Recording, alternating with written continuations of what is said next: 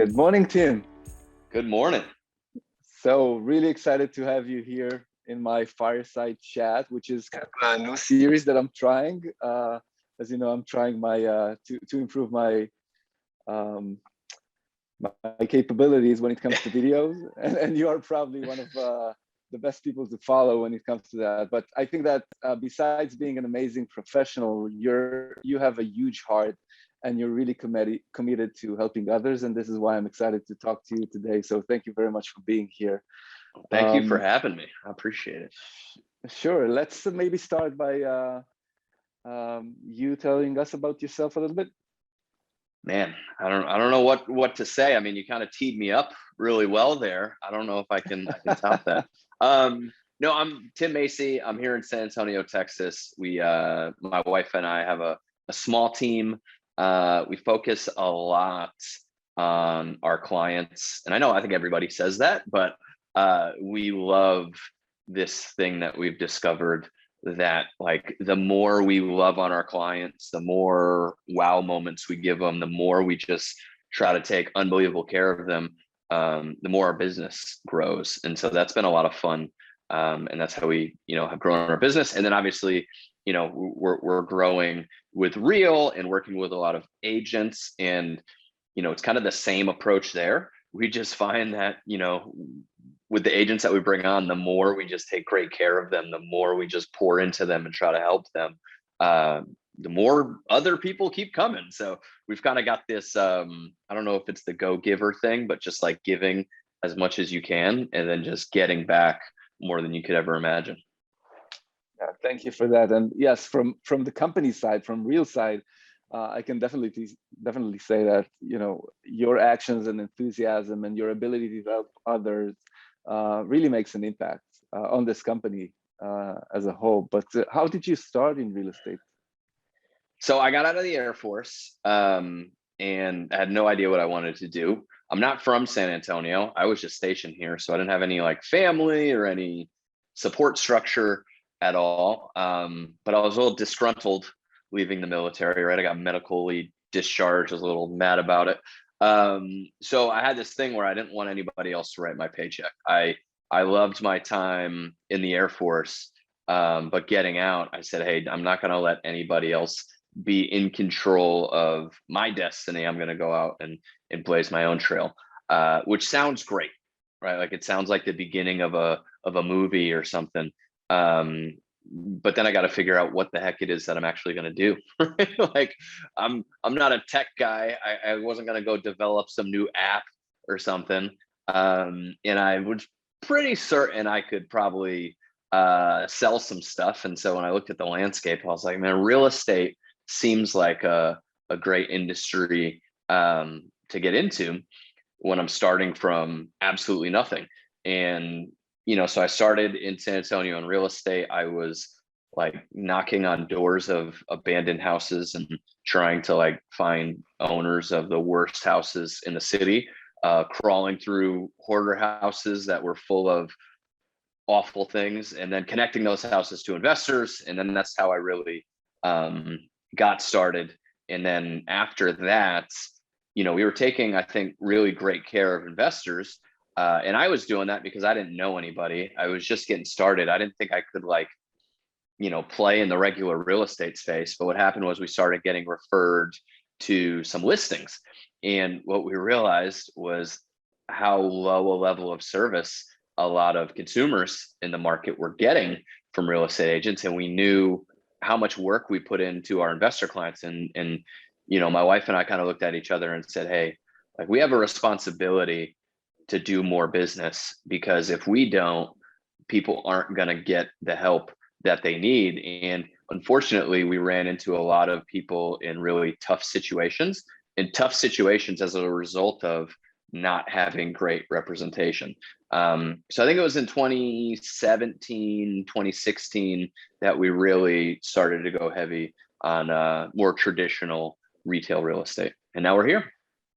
Yeah. And back then, when you were discharged from the military, did you have other ideas in mind, or was it just, you thought about real estate and you said, okay, I'm going to go that route, or were there any other alternatives? I was building decks in people's backyards, right? Like this guy that was in one of my college classes and we were building like decks and patios, and I was mowing lawns. I mean, I was doing whatever, And then it's funny, I remember sitting on like a bench. We were taking a break from this big job we were doing. We were like demoing out some concrete and like mowing the lawn and other stuff. And I'm sitting on this bench and I'm talking to these guys about building a rental portfolio, like a real estate rental portfolio, and like generational wealth, and how you can use it to leverage into other stuff. And they're all looking at me like I'm crazy, right? Because we're sitting out there mowing lawns. But I knew that I was doing projects for people that owned real estate portfolios, and I knew that one day I was going to be the one that owned the real estate portfolio and had the real estate business. And so yeah, I mean, I was doing whatever I could. I mean, we just had our baby daughter when I got out of the military. I had absolutely nothing. I think I made $15,000 my first year out of the military. And so we were just scrapping to get whatever we could. And but I always knew, right? Like I was doing everything with the bigger vision, right? Like I was never down. I was never upset about how little money we were making and everything we were doing, because I always knew we were chasing after a bigger vision. That's great. Yeah, and as you were telling me that, I was thinking about, there are probably so many people stuck at certain jobs and just thinking about building their own rental portfolio and owning so much real estate, but so little people actually reach that. And it's probably about determination. Maybe it's a little bit of luck as well, but perseverance for sure. But you probably had what it took to move ahead and just execute on that. You were just determined. I do think too, we talk about this a lot in our Tuesday meetings, right? We do talk a lot about mindset stuff, and we're always working with our agents on this different stuff. I think one of the big things that changed is that like I had a vision, right? And I think a lot of people daydream, right? Like they daydream about making a lot of money. Like they think about it. They watch TikToks and Instagram and like watch other people that are successful and like think about being successful.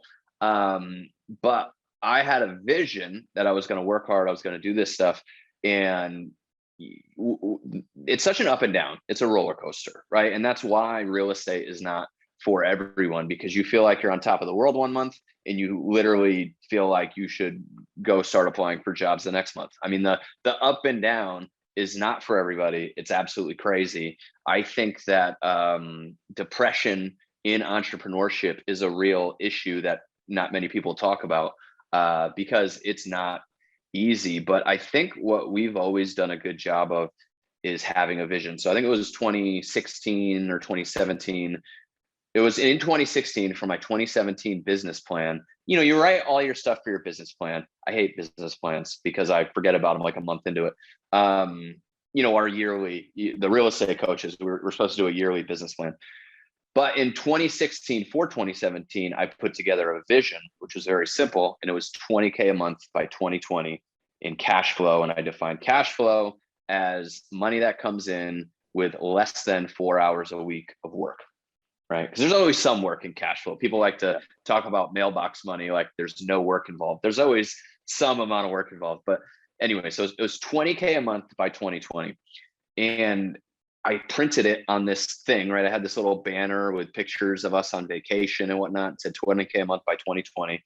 It went up in my office. It went up in our bedroom, and it was visual and it was there. And so on the great months and the great weeks, I would look at that and say, yep, $20K a month by 2020. And then guess what? On the down weeks, on the weeks I felt like quitting, I'd look up at that thing and say $20K a month by 2020. And I had $0K a month coming in, right? So $20K a month seemed pretty crazy, but when we just kept at it and we had a vision to keep moving towards, I think that's one of the big differences in why we've succeeded where a lot of other people don't. Yeah. So you had a clear target. That's what you're saying. Yeah, and we say write your vision in ink and write everything Yeah. else in pencil, right? Like have a vision that you wanna move towards and go towards, and don't worry about the stuff in between. Like be able to adapt, change, know things are gonna happen in the meantime. But as long as you have that long-term vision you're pushing towards, it makes everything a lot easier. And I would assume that a lot of it has to do with the support from your family. And I had the pleasure to meet your lovely wife, Pan, Yeah, a month and a half ago, and your amazing daughter, Alice, who just started first grade. yeah. How is it to work with your significant other, and how is it to involve your daughter in the business? Mhm. Because I often see her coming with you on showings and appointments and all of that, and it looks fun, but I would assume there's some complexity around that as well. Man, I don't know how long you want to do this call for, but this is a good topic because we could talk for a while about this. One thing is, my wife and I, we are together all the time. Like we were out working yesterday, full schedule, listing appointment, showing houses, meeting an agent, interviewing somebody for a new hire. A full day, we're right next to each other all day. That's not for everybody. It works for us because I think our personalities are very complementary. So like it just works. We can work together day in, day out, every single day. What you have to do is figure out what works for your family. And you have everyone on board with that vision, right? I mean, like I'm traveling a lot lately and it does put a strain on it, but we know why we're putting in the sacrifice and everybody's on board for that sacrifice. We talk about it on a regular basis, right? Like why we're doing what we're doing. And I think that's the big thing that I see in relationships is when somebody gets a big vision and they start going and they never made sure their significant other was on board with it and going with them. So one of the things when I was, just out of the Air Force, and I'm like, hey, I want to do real estate, and Pon's kind of like, okay, like that sounds interesting, but whatever. And then we were driving to Houston and back a couple of times, and I put on the Bigger Pockets podcast. And Bigger Pockets is a real estate investing website. They've got a great podcast. And so we listened to that, and she's listening to it, and she's starting to get more aware of what I'm talking about and more aware of things. And a lot of the stuff when you're dealing, at least in my instance, when you're dealing with your spouse and everything, you have to plant seeds to let them get on board, because it's like if you're trying to push somebody to get on board with something and then it goes bad and then it's like you made me do that, and you get all that stuff. Like for me, I think we've done well in, Pond does stuff on her own. Like we're going to go to the Tom Ferry Summit and she's going to take in stuff. I'm going to take in stuff. And just like letting her come and find her own spot in what we do, as opposed to pushing and trying to direct too much. I think that's helped a lot too, where we find ourselves in places that work. I was a little all over the place, but like I said, I could No, talk about that stuff all day. It's a really interesting topic. I mean, being an entrepreneur, and I have a family, I have 4 kids, and my wife is actually, she's a part of the journey, even though she's not active at Real, but she supports it and she enables it. So it's really important to acknowledge the contribution and sacrifice of our families. By the way, 2020 is behind us. Do you have a new goal, or is it confidential? That's a great question. We're going to see Hatch out for Hatch Summit. I'm going to Vid Summit, which is this big YouTube conference, super cool. And then we're going to Tom Ferry. We've got a bunch of things lined up. And my goal for all of those things is to figure out what our next big vision is. And I gotta be honest, like I thought I had a somewhat of an idea of goals and whatnot when I joined Real almost a year ago. But everything we've done in the last 9-10 months has completely blown all of that out of the water, right? Because we've just grown way more than I thought we could. And so now I'm like going back to the drawing board with where we're at right now and saying, okay, what is that big audacious goal for, 3, 4, or 5 years? So let's talk a little bit about real estate. What do you think about the current market conditions? Ooh, Tamir, when COVID hit, I made a prediction and I said, hey, I don't think the market's going to crash. I think it's going to level off. I was totally wrong. And now that's on YouTube for the rest of my life, me being wrong. Got it. So you're trying to be prudent. Yeah, I'm a little hesitant now, on making predictions because I haven't been right historically. But no, I think that at least in my market in San Antonio, we still have a pretty very strong buyer demand. I think we previously had a situation and environment that led to ridiculous buyer demand and increased prices a lot. And there's a lot of talk about lumber shortage, inventory shortage, all this other stuff.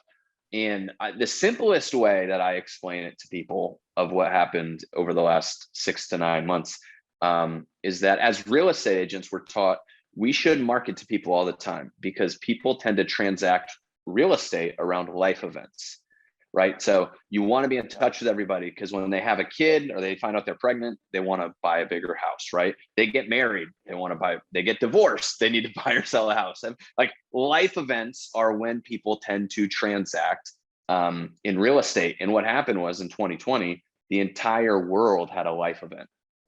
I mean, we bought a bus and changed brokerages, life events happen, you make changes. And so what happened was we have this flood of buyers that came into the market, but a lot of them have transacted. They've already purchased. And so now the world's getting back to normal. And you think if people transact on an average of 5 to 7 years, every 5 to 7 years, you got a lot of people that already transacted. And so we're seeing buyer demand come down. But I think it's coming down to normal levels. We still have a shortage, and unless the foreclosure thing becomes a thing, which I don't think it will, I don't see anything that's going to ratchet up the inventory to lead to a crash, right? I mean, the only way we got a market crash is if the market just gets flooded with inventory and there are no buyers. I think inventory will tick up, buyers will come down, and I like to hope that we have a normal market here over the next couple of years. So now you have a somewhat of a politically correct answer on video to that question. So let's see how it plays out. Yeah, but now if the market crashes again, I look like an idiot. I don't think it'll happen, at least not next month. But in those 5 years that you've been in the industry, can you point to a specific or a big change that happened maybe around the agent role or the dynamics around agents or the brokerage role? Sure. Things that you can point out to as major trends? Yeah, I mean, for one, and again, this is my market in particular. I travel across the country and work with agents all over the place. So I know there are some things that are market specific and some that aren't. But for us, I would say 80 to 90% of our transactions in the last year have been sight unseen buyers. The buyers never saw the house. We did our video tours and pictures, and we put together an album of, we show every detail, right? Every little crack in the wall, everything that we can find. But buyers buying homes virtually without ever seeing them is a new trend that are those mainly investors, or are those people who are planning on those are people relocating? Okay, they're relocating, and so they're moving here from Hawaii, and it costs a lot of money to fly in here from Hawaii. And so it's funny, a lot of times it would start with, hey, when we go under contract, we're going to fly out and see the house. But then we've given them so many videos, we've given them so much comfortability with how much detail we go into on the house that they feel comfortable not flying in, and they see the house when they do their final walkthrough. So that's been a trend. And so when you talk about the agent role and everything, I think like consumers want a better experience. And so what I'm finding is agents that are established, that are constantly improving their process and product, are doing well. New agents that are looking at all the new ways to do things and are looking to be different and stand out are doing well. The agents that I worry about are agents that are like beginning, middle of their career and have found some success and are just going to keep doing the same thing the same way they've been doing it. That's where I think you're going to see a change. And so, I mean, we're constantly looking at all the new things, all the new processes, how to make the consumer experience better, easier, and all that fun stuff.